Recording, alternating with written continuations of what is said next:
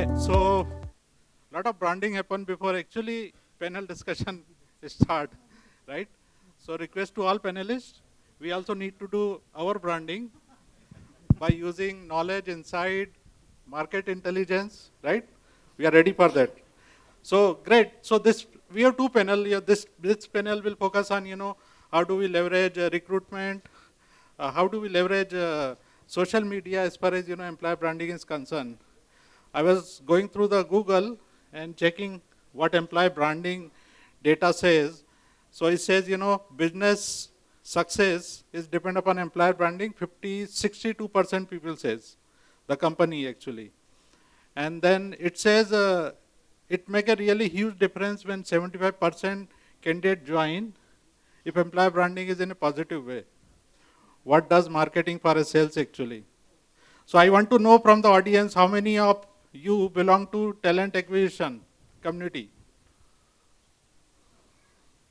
Okay, and rest of you are HR, right? If I'm not wrong. Correct? Any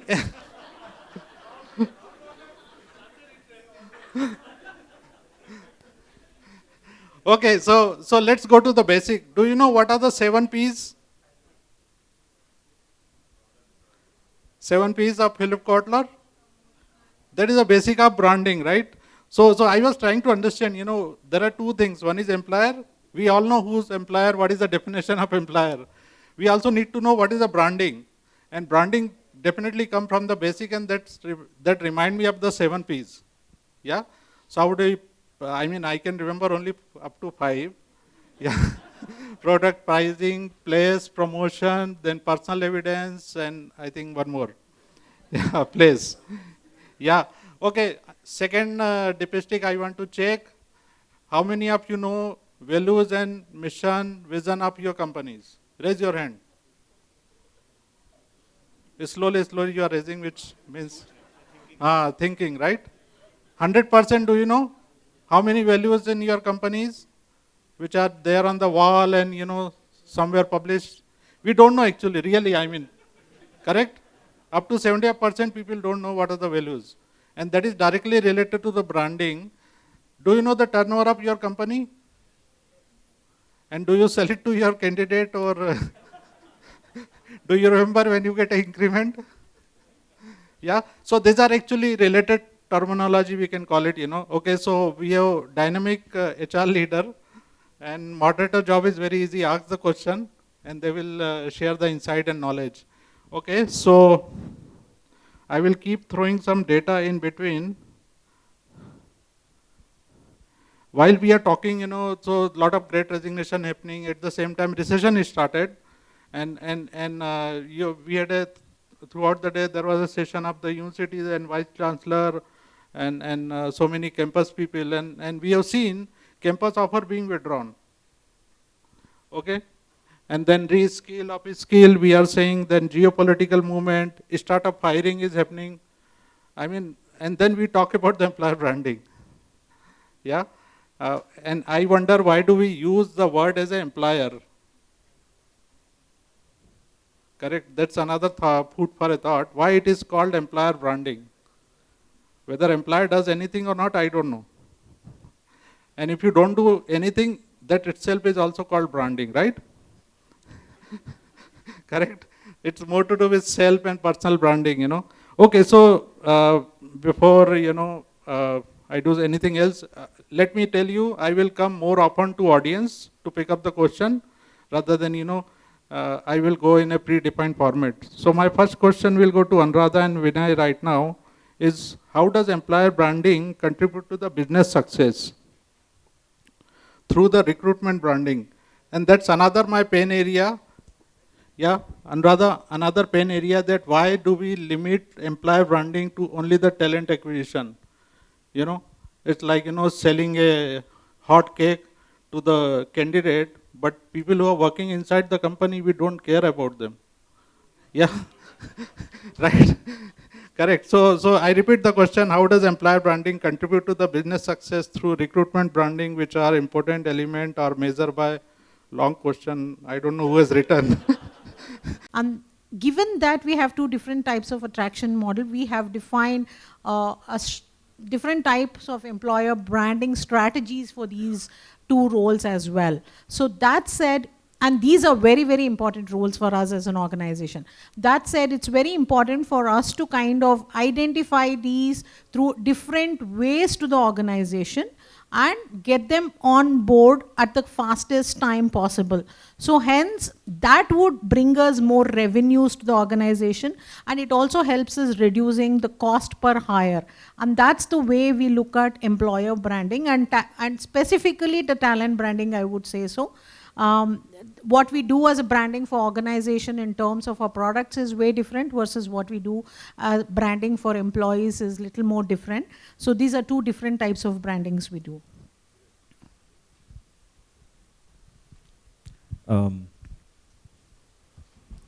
I thought I'll copy some points from you, but so let me give you an example of 3 organizations that I've worked in the past. So you see here, TerraPay is where I work. How many of you have heard of TerraPay? 1, 2 people. My previous organization was ToneTag, where I was heading HR. Anybody's heard of ToneTag here? 2 people, right? Now the biggest challenge that we have is when people have not even heard of who we are, right? Forget talent branding, forget employer branding, forget any of these things that Anuradha just spoke about. We have to just showcase that we care. In fact, my organization prior to ToneTag, it looks like I've jumped a lot of jobs, but my organization prior to ToneTag was Future Generali, India Life Insurance, right? How many of you have heard of Future Generali, India Life Insurance? A lot of you, right? So when I would call up candidates as the head of talent acquisition, and I would just tell them that I'm calling from Future Generali, India Life Insurance, you know what I would get as a response? Nahi, hame bima nahi karwana. They'll just keep the phone down. I had to call them back from another number because it would possibly block. My number was reported as spam because they'll say this is some life insurance number that's calling up for.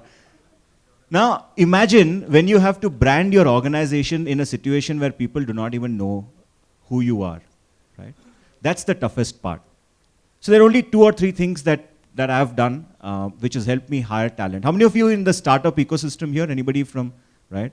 So you guys must be facing this a lot, right? People will be throwing random ESOP numbers at you saying that, oh, you should give me half the company if I'm joining you. And, you know, people may be asking some 300 times the salary. You know how bizarre it could get in the startup ecosystem. And I speak on behalf of the startup world that it's tough to hire talent. But what I did was I showcased to them that we care. That's the first thing I did. How did I showcase that we care? Is we genuinely heard them when they had an issue that they were trying to raise through negotiations. The second thing that we made them feel is that they belong. Like I get onto a lot of these calls with candidates, right? Prospective candidates, you know, great resignation, you know, offer drops. I don't even want to get into the percentages of offer drop. You know, if I would have got those percentages of offer drops in my school, college, I would have been somewhere else, right? It's that high. The fact is that when I get onto these calls, I'm very genuine and open to them. So there are about 10, 15 people. I tell them, listen, all 15 of you won't join me. But I'm just here to just pitch my organization as the head of HR. But this is what we do, by the way. This is how we have grown, by the way. This is who we are, by the way. If you think it's exciting, you join us. I have seen that more people have started joining because I simply had a conversation.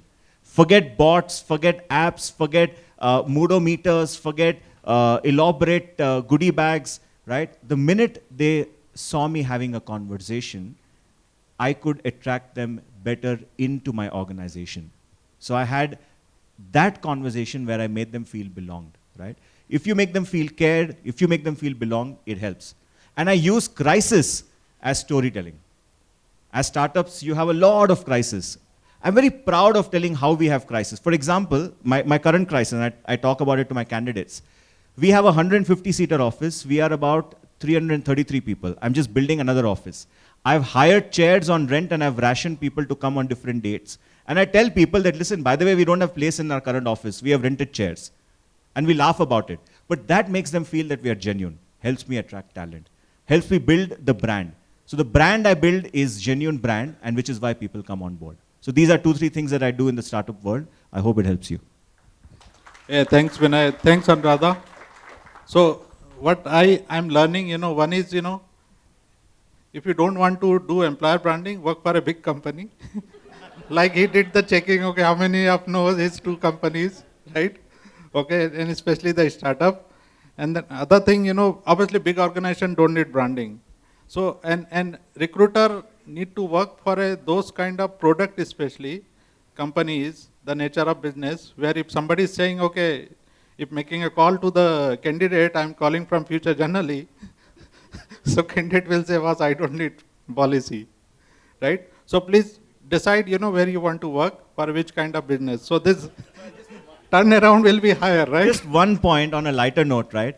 Trust me, as HR and talent acquisition folks, we are with a lot of attitude, right? Saying that, hey, I'm HR, I'm TA, right? I was humbled to the core when I was working with Future General India Life Insurance. And I love that every day because every day it was a learning for me. So the moment I say that I'm calling from Coke, everybody thinks that they will be working with Deepika Padukones of the world to build the brand. So that's not true either. Okay, when we give them the hard facts of, they need to be on the road, they need to be putting the products onto the cooler. That's when they realize how difficult the job is. So it does not come easy even for big brands, because the thought that they have about the job in a bigger brand is a lot more different, versus we need to kind of ground them to do the kind of job that they need to do. So hence it is very important for us as well to do the branding in a much more structured way and give them an understanding of what the job is all about and how would it entail them for the future within the organization. And Anuradha, that's a different ball game there, because big brand, then somebody will say, okay, I'm getting XYZ from Intel, P&G, then you need to say value proposition, EVP, you need to bring EVP and all, great. And Vinay, related to your point, earlier, marketing was responsible for employer branding. HR was not at all in picture. Today, actually, HR has come into center research and defining, okay, what is employer branding? This is my baby. Okay, whether they own it or not, that is a different story, right? Because see, look at the market, disruption is taking place. People not joining company. Look at the red carpet we are putting for employee to come back to the office. Still, they are not coming. The corporate gifting business is booming because of all this, right? Still, there is a huge attrition, correct? Everybody has a attrition more than 20%? Raise your hand. Yeah, slowly you will raise. Great. So, okay, now let me go to Amit and Shiv. We like to know from both of you, what are some of the key areas prospective employees evaluate before joining an organization, and what are the trend you seeing being changing or upcoming? Okay. Okay, so so when I was looking up the data, so 69% of the respondents in one of the surveys said that it is generally the brand perception. 75 of them focused on the brand reputation, and 77 of them focused on the culture of the organization. So the point I'm making is that these surveys have been conducted in the past, these surveys are being conducted now, and these surveys will be conducted in the future. So the fundamentals, according to me, remain the same.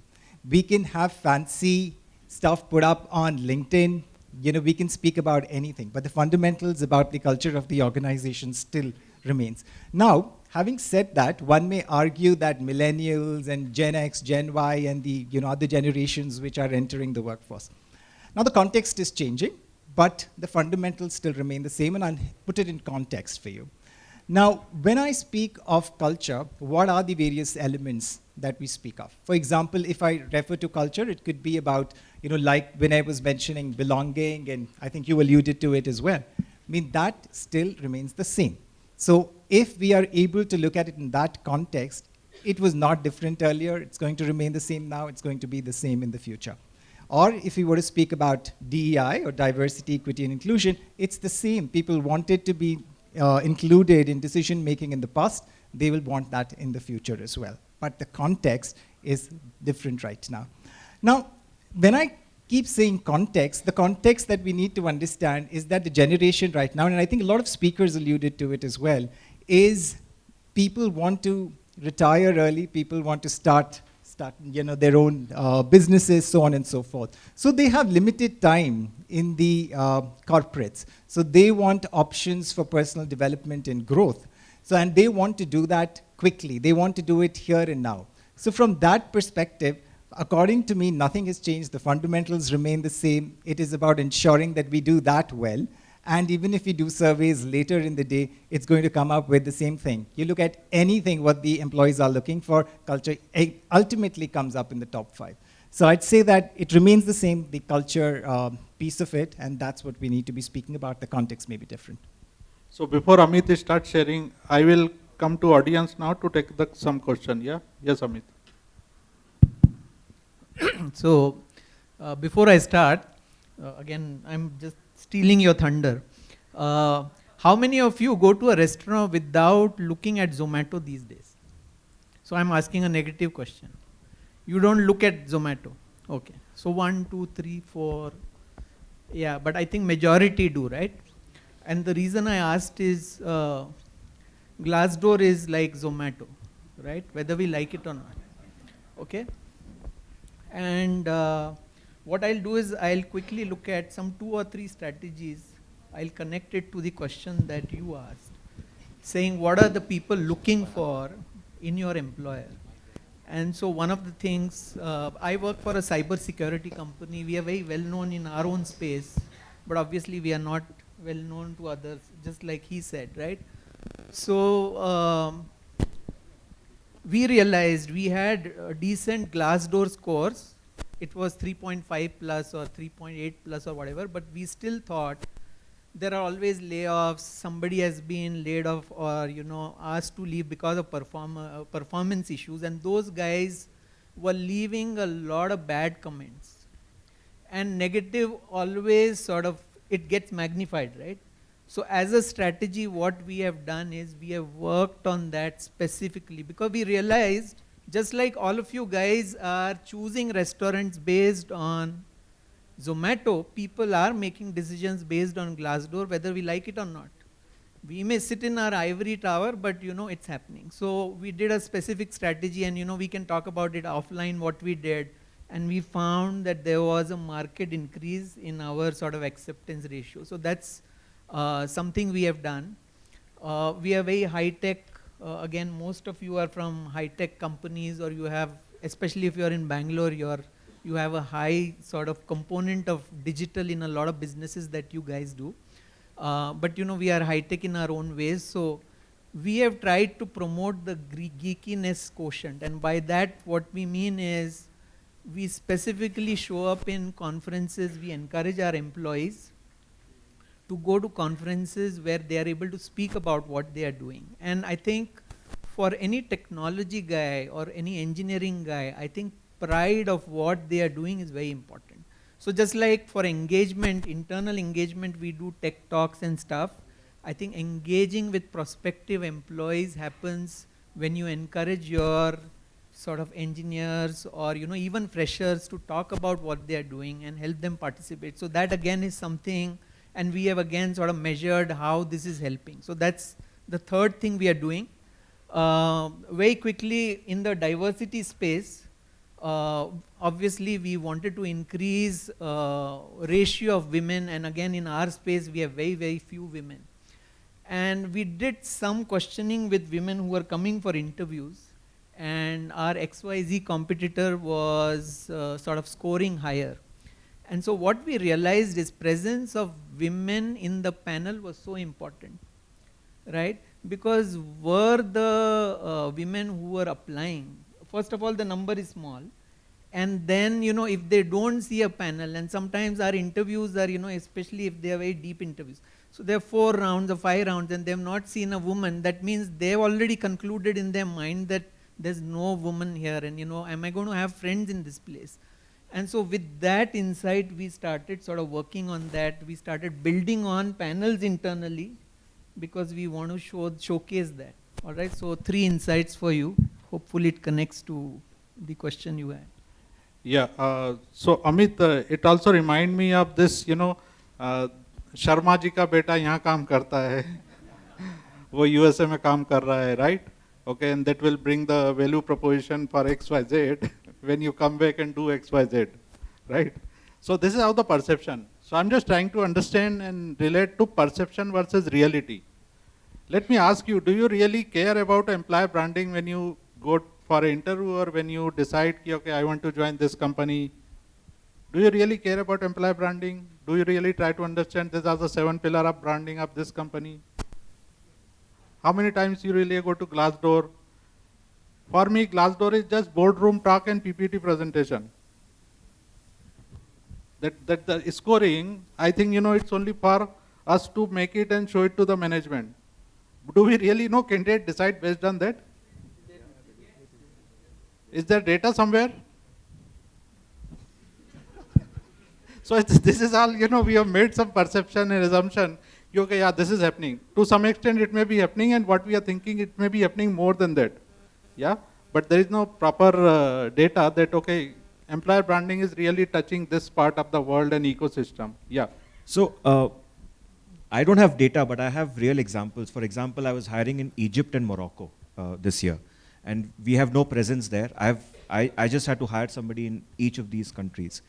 So they came back to me and told me that we have looked up at Glassdoor and seen what employees have written, and therefore we believe that it is in the right space, and we would want to consider an opportunity with you guys, right? That's when it hit me that sometimes you never know who's reading that review and who's, so we encourage people to keep writing reviews. And my ask specifically to people when I ask them to write a review is to give one negative, which I tell them that we will take it up for improvement. Psychological contract. The minute I say write negative, they want to write more positive. The minute I say write positive, they want to write more negative, right? So it helps. Try that in your organization. It will definitely give you a balanced view of these reviews. No, they also say LinkedIn is the new Instagram. And HR award, getting HR award is another the buzzword. We don't decide, this company and this CHRO getting award, then I should join. Do we decide? We don't, right? So perception versus reality is different thing. Like every story has a 3 story. Your story, my story, and actual story. Right? Okay, so I want to go to audience now, pick up some question. Can somebody tell me how much time we have? Okay, anybody? Okay, so yes. So, in Ubuntu, there is a saying that I am because you are. Talent acquisition. So I think that is one given fact of life. Now, when it comes to employer branding, I want to pick up a very recent news article which I was reading just about 2 or 3 days back, which came on the front page of Economic Times. It said that 3 students of IIT Kanpur, Bombay, and I think Delhi, they bagged offers worth 4 crore plus, all right, from a company called as Jane Street.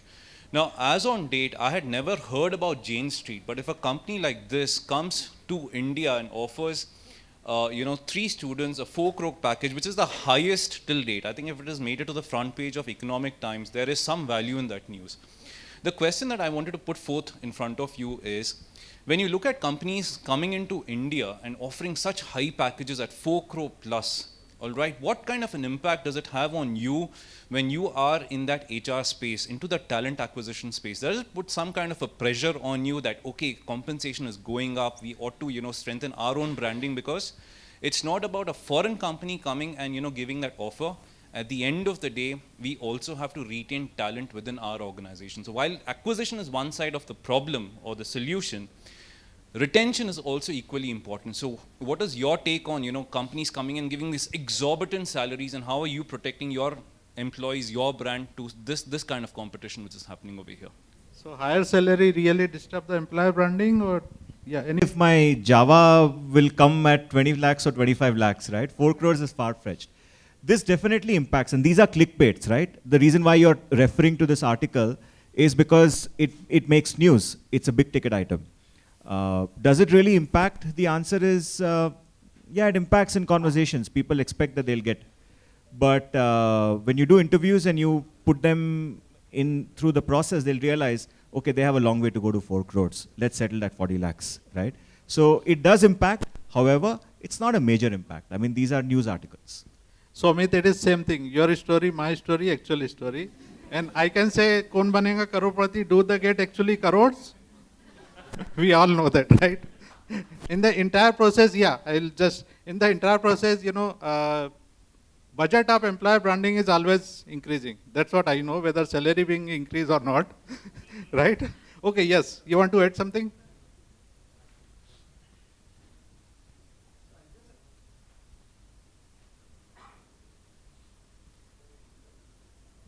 The story where an IIM Ahmedabad person got 1.2 crores.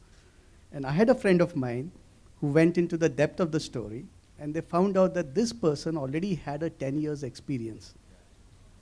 He was on a 1 crore package and joined at 1.2, and I had to explain it to all my MBAs who were passing out, who were telling me, sir, 1.2 nahi, 60 to chahiye.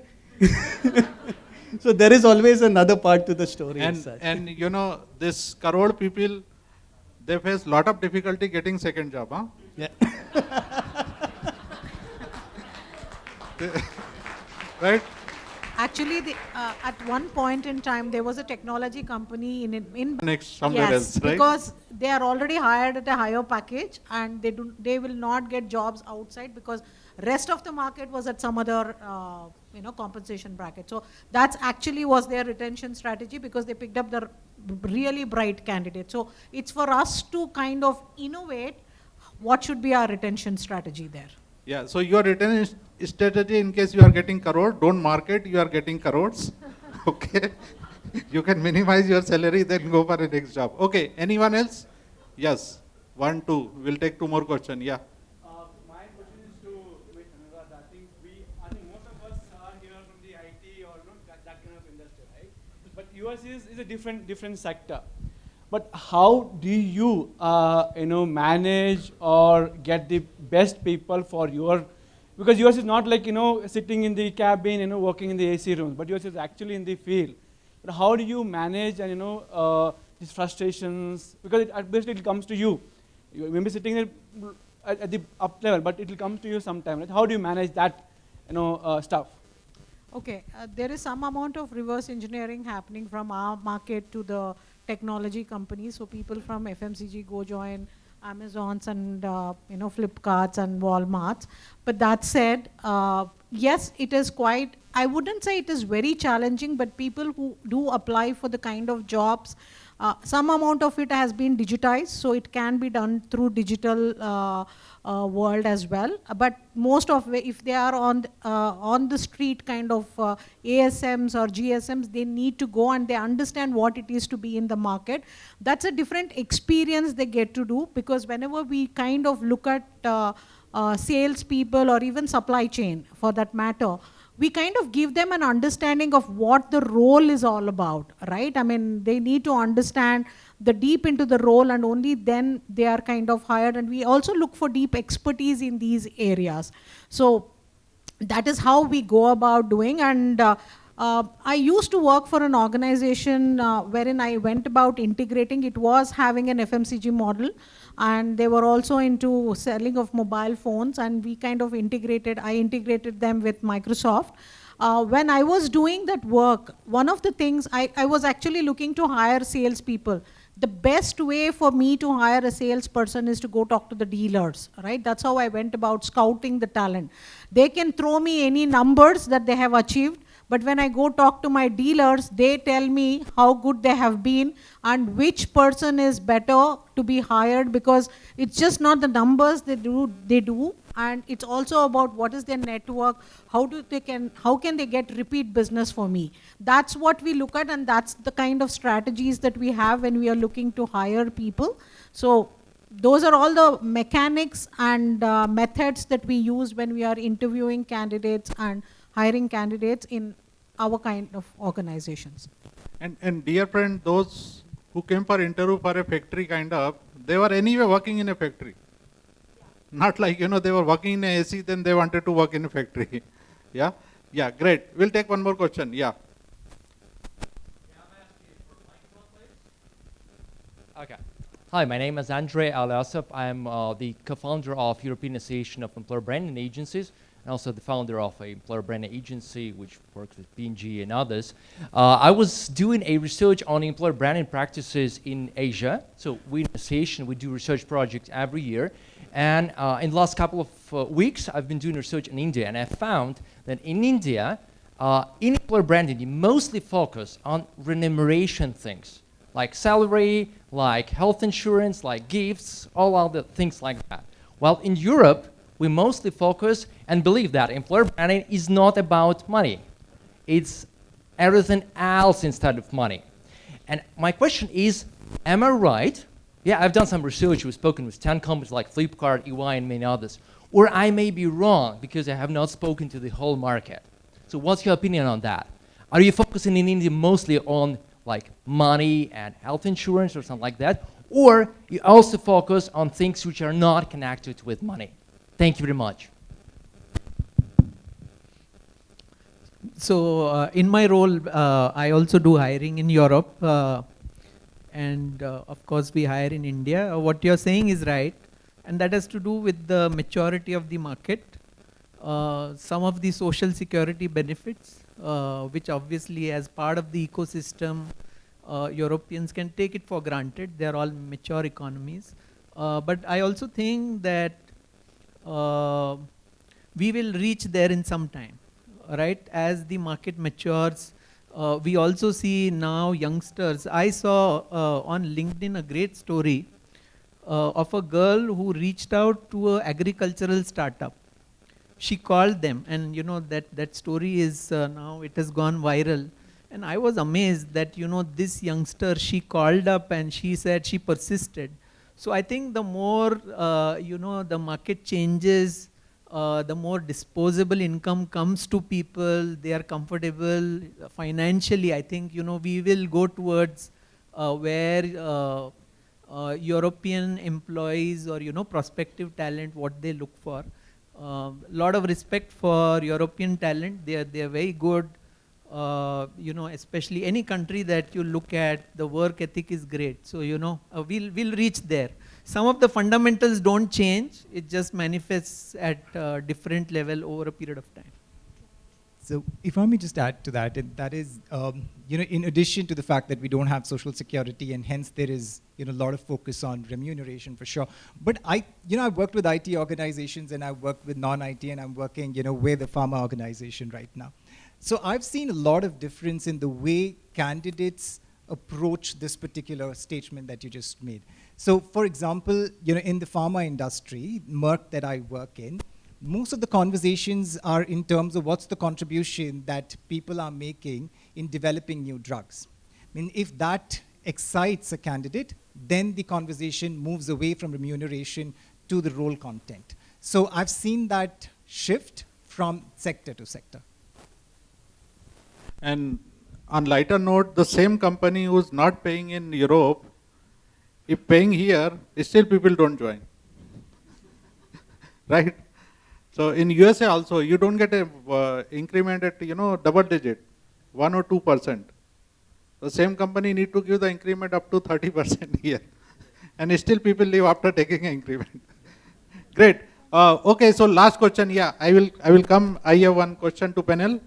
Yeah. I will come back to both of you. Okay, so one question to all panelists. Okay, keep it very short and sweet because of the timing. How can we leverage social media to build up a good employer branding?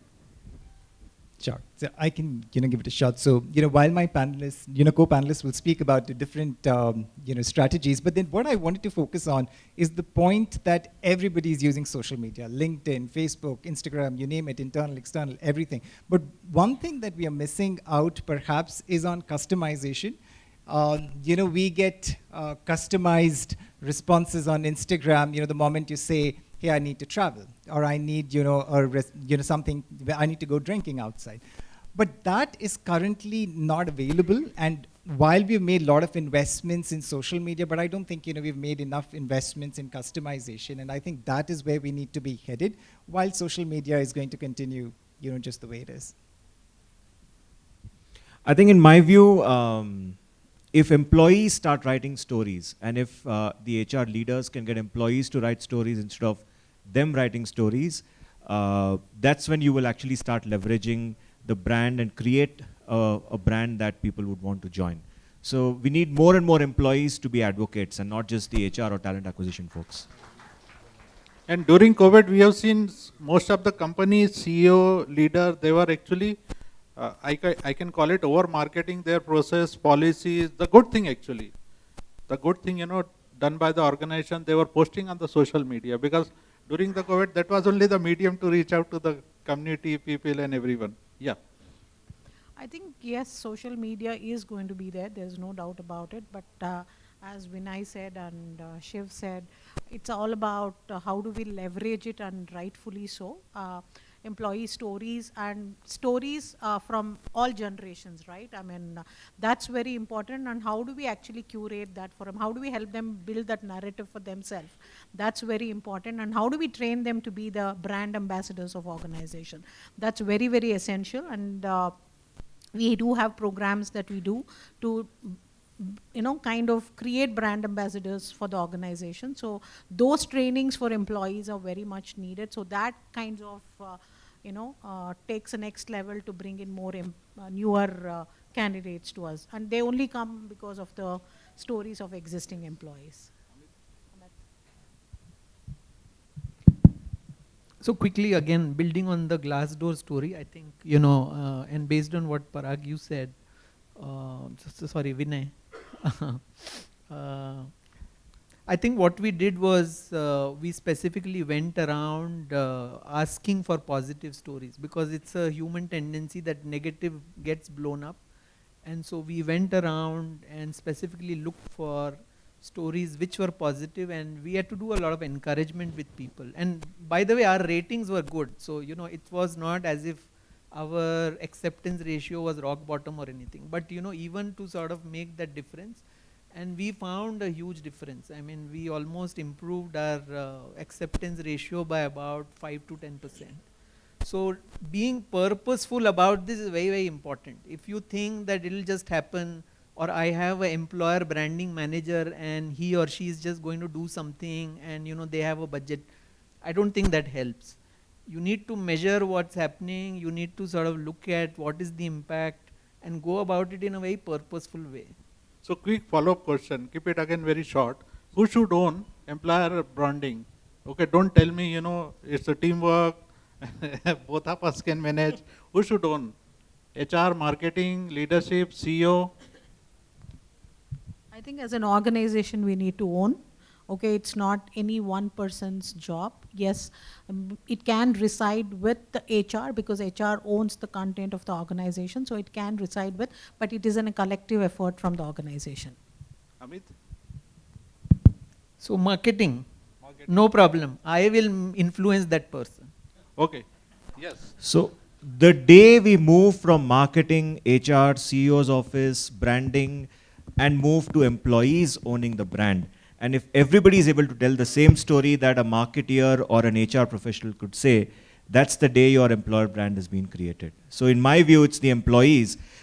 I'll just take 1 minute. We sometimes get very worried. What if the employee writes something which is not correct? What if the spelling is incorrect? What if the grammar is not correct? We have to have a certain brand, etc., etc.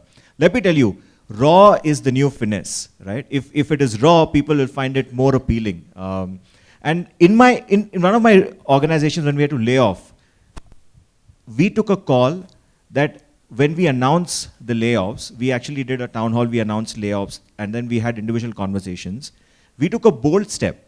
We said everybody who's laid off, for 2 months of their notice period, they can come in and out of office whenever they want. They want to go for interview, they can just go for interview. They want to come and just spend some time in office, they can come and spend some time in office, right? Not a single negative review came about 50 people that I laid off, just because we took that risk of having a genuine conversation. So these are a few things that you should try. So at Merck, we have a program called Everyone Acts as a Recruiter. So building on what my co-panelist was saying, I think it's everyone's responsibility and everyone should be an owner. Okay, we have time for one question. One question. Yes. Okay. Okay, diversity. Yes. There was no question from diversity. Yes, madam. IT. I'm from a hospital background. We actually have developed behavioral event interviewing to enhance our the time we spend with each of the candidates so that the employer branding happens. But ultimately, after 1 year of a complete analysis of what we have done, still the recruitment or the hiring doesn't happen because of that, right? No matter how much we spend time, this is for Mr. Trivedi, we end up, ultimate factor for hiring is only in terms of the compensation or the role and responsibility that they get, or the development or the growth that an organization gives. Employer branding, yes, as a hospital, definitely it helps in spreading awareness about what we do, what sort of services we provide, but it has never actually worked in terms of hiring candidates or the talent. Yeah.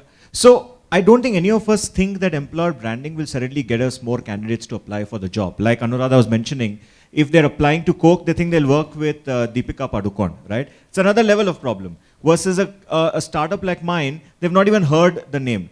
But employer branding, in my view, is like the perfume you wear, right? It is subtly there, but without it, there is a bigger problem. With it, you don't see it, but you feel it. So that's how employer branding is. Great. So thank you so much, Anuradha, Amit, Vinay, and Shiv. Yeah, great conversation. We have another panel which is waiting for nice, engaging panel discussion. Thank you. Yeah. Let's give them a big round of applause. Such a fun and interactive session. Absolutely and truly enjoyed.